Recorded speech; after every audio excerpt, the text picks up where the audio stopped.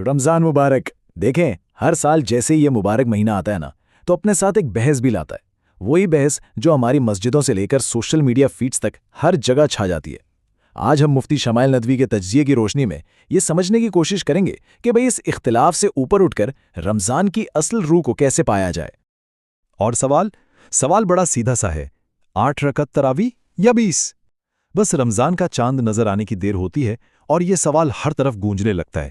سمجھے کہ ہر سال ہماری گفتگو کا جو سٹارٹنگ پوائنٹ ہے وہ یہی ہوتا ہے۔ اور پھر یہ صرف ایک سوال نہیں رہتا، نہیں، یہ تو ایک پورا سالانہ مباحثہ بن جاتا ہے، ایک ایسا گرما گرم موضوع جو اکثر خاندانوں میں، دوستوں کے درمیان اور پوری کمیونٹی میں تلخی اور تقسیم کی وجہ بن جاتا ہے۔ اور دیکھیں، یہاں آ کر معاملہ واقعی سنگین ہو جاتا ہے۔ یہ بحث صرف ایک علمی اختلاف نہیں رہتی، بات اس سے بہت آگے نکل جاتی ہے۔ لوگ ایک دوسرے کو بدعتی کہنے لگتے ہیں، یعنی دین میں نئی چیز ایجاد کرنے والا، اور حد تو یہ ہے کہ مشرک ہونے تک کے الزامات لگ جاتے ہیں۔ ذرا سوچئے، یہ وہ رویہ ہے جو امت کے اتحاد کی جڑوں کو کھوکھلا کر دیتا ہے۔ تو اصل سوال یہ ہے کہ جب ہم سب اس بحث میں الجھے ہوتے ہیں تو ہم کھو کیا رہے ہوتے ہیں؟ اصل نقصان کس چیز کا ہو رہا ہے؟ مفتی صاحب کے مطابق ہم عبادت کی اصل روح ہی کھو دیتے ہیں۔ رمضان کا جو حقیقی مقصد ہے اس سے ہی بھٹک جاتے ہیں۔ اچھا، اس بات کو سمجھنے کے لیے یہ سلائیڈ بہت زبردست ہے۔ دیکھیں، دین میں کچھ مسائل ہیں جو بالکل بنیادی ہیں، بڑے مسائل جیسے ہمارا عقیدہ، ہمارے نیک اعمال، ٹھیک؟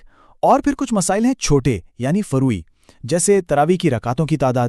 یہ وہ مسائل ہیں جن میں علماء کے درمیان اختلاف کی گنجائش موجود ہے۔ تو یہ سمجھنا بہت ضروری ہے کہ یہ فروعی مسائل آخر ہیں کیا۔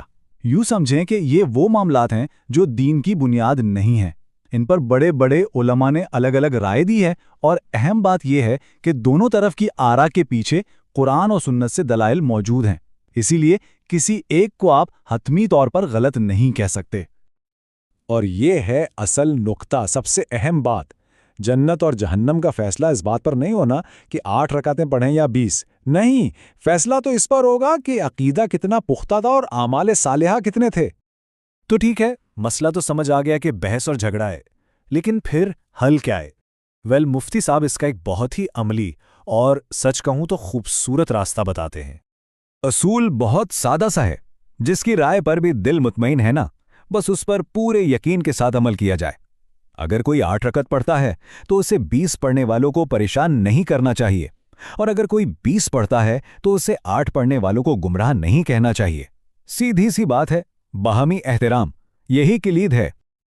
اور یہ بات ہمیں اپنے ذہن میں بٹھا لینی چاہیے کہ یہ صحیح اور غلط کی جنگ ہے ہی نہیں، دونوں ہی ویو پوائنٹس کے پیچھے بڑے بڑے علماء کی تحقیق ہے، ٹھوس دلائل ہیں، اس لیے دونوں ہی قابل احترام ہیں۔ اچھا، یہ سمجھنے کے لیے کہ یہ اتحاد آخر اتنا ضروری کیوں ہے، آئیے ایک لمحے کے لیے سوچتے ہیں کہ رمضان کی اصل قیمت کیا ہے۔ ان جھگڑوں میں پڑھ کر ہم اصل میں داؤ پر کیا لگا رہے ہیں؟ ہمارے اسلاف کا ایک قول ہے جو واقعی انسان کو ہلا کے رکھ دیتا ہے۔ وہ فرماتے تھے کہ اگر کسی مرنے والے کو دوبارہ زندگی کا موقع دیا جائے تو وہ دنیا کی دولت یا کوئی اور چیز نہیں مانگے گا، وہ صرف رمضان کا ایک اور دن مانگے گا تاکہ وہ کچھ اور نیکیاں کما سکے۔ ذرا سوچئے، ہمارے لیے رمضان 1 مہینے کا ایونٹ ہے نا؟ لیکن ہمارے بزرگوں کے لیے، ان کے لیے رمضان کی فکر اور اس کی تیاری پورے 1 سال پر پھیلی ہوئی تھی۔ ذرا ان کی لگن کا اندازہ تو کریں۔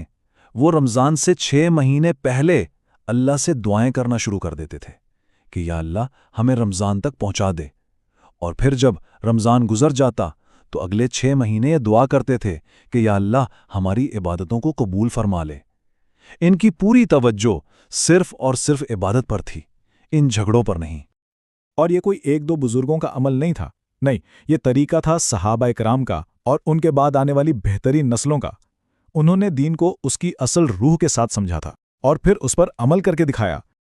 تو آخر میں یہ سوال ہم سب کے لیے ہے، اس رمضان ہماری اصل توجہ کہاں ہوگی؟ کیا ہم اپنی توانائیاں انہی بحثوں میں ضائع کرتے رہیں گے، یا پھر اپنے بزرگوں کے نقش قدم پر چلتے ہوئے اپنی ساری توجہ صرف عبادت، دعا اور اللہ کی رضا حاصل کرنے پر لگائیں گے؟ فیصلہ ہم سب نے خود کرنا ہے۔